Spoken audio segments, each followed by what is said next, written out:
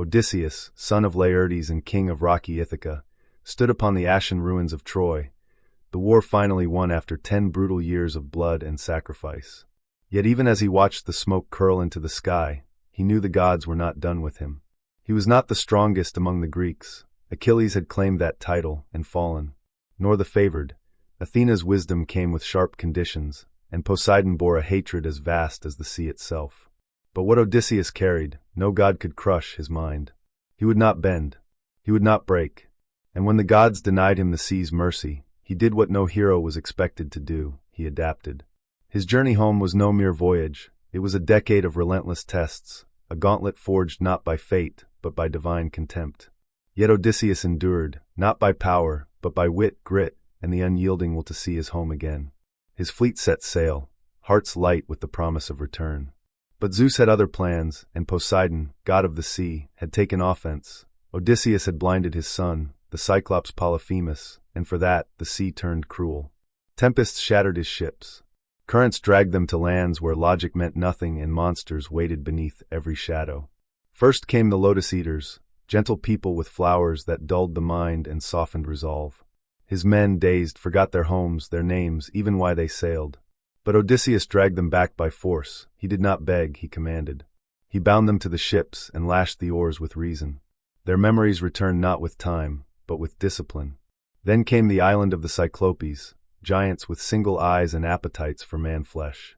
Polyphemus, monstrous and arrogant, devoured his crew, 2 at a time. Odysseus didn't charge in with a blade. He used words, used wine, used lies. He told the giant his name was Nobody, so when the beast roared in pain with his eye burned out, screaming that nobody had hurt him, the others ignored his cries. Escape was not granted by gods, it was planned with patience. Odysseus tied his men beneath sheep, slipping past blind fingers in the dark. And when they reached their ship, he called out his true name, pride swelling in his chest. But pride has a price, and Poseidon, hearing it, swore vengeance. More storms, more hunger, more deaths. Then the island of Aeolus, keeper of the winds. The god-king, impressed by Odysseus, gifted him a bag of winds to carry them home. But trust is fragile. His crew, thinking it gold, opened it, and in a breath, the winds screamed them off course, back into the arms of uncertainty. No divine gift lasts without vigilance. They reached Laestrygonia, a land of giants again, but worse. These creatures did not talk. They slaughtered. They crushed ships like driftwood, plucked men from decks like fruit from a tree. Only Odysseus's ship escaped, barely. With fewer men, he reached Aea, where Circe, a sorceress with eyes like dusk, turned his men to pigs with honeyed food. He did not fight her with blades, he fought her with insight. He demanded she change them back. He used her loneliness, her vanity, her hunger for equal company. She yielded not to strength, but to his mind. They stayed a year, his men weary, his heart restless. When they left, she warned him of the next horrors. To reach home, he would pass the dead. He sailed to the edge of the world, to the mouth of Hades. There, in the black mist, he met the ghost of Tiresias, who warned him again, "Do not touch the cattle of the sun. Do not trust the gods. Do not forget who you are." And there he saw his mother, dead from grief. He wept, but he sailed on.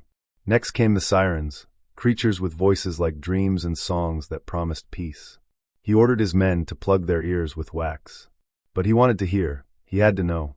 He had them bind him to the mast, and as the ship passed the haunting voices, he screamed to be released, but his men, deaf to his cries, rowed on. He survived not through strength, but through planning, through restraint. Then came Scylla and Charybdis, one a 6-headed beast that snapped sailors from decks, the other a whirlpool that swallowed the sea itself. There was no victory here, only sacrifice. Odysseus steered close to Scylla, losing 6 men, because to lose all was worse. He did not fight, he chose, and he bore the screams of his friends in silence. At last, they reached Thrinacia, the island of the sun god Helios. The cattle grazed peacefully. The warning was clear, do not touch them. Odysseus warned his men. But hunger is louder than caution. While he slept, they slaughtered the sacred beasts. The gods, furious, unleashed storm and fire. The ship shattered. The sea claimed all, except Odysseus. Alone, clinging to driftwood, he drifted to Ogygia, where the nymph Calypso waited. She took him in, nursed his wounds, and offered him eternity. "Stay," she said, "and you will never age, never suffer, never fear." But he refused. 7 years passed, 7 years of longing, of staring at the horizon. No chains bound him, only memory. Home was not paradise. It was real. It was worth the pain. At last the gods relented. Hermes ordered his release. A raft was built, and again the sea rose against him. Poseidon hurled waves like mountains, but Odysseus survived. Naked, broken, he washed ashore in Phaeacia, where strangers showed kindness. There at last he told his story, not with pride but with purpose. They gave him a ship. They gave him silence. And so he returned, not to trumpets or garlands, but to shadows. Ithaca had changed. His wife, Penelope, had held the throne for 20 years, surrounded by suitors who ate his food, drank his wine, and mocked her loyalty. His son, Telemachus, had grown in his absence, uncertain of his father's fate. Odysseus did not storm the palace. He returned as a beggar, dirty, disguised. He tested his servants, judged their faith. He watched Penelope from afar, and saw her weave lies as skillfully as he ever did, promising to choose a new husband when her tapestry was done, and unraveling it each night. She had waited, and that waiting was worth everything. He revealed himself only when the time was right. A contest of archery, his old bow, impossible for the suitors to string. He strung it without effort. He shot an arrow through 12 axe heads.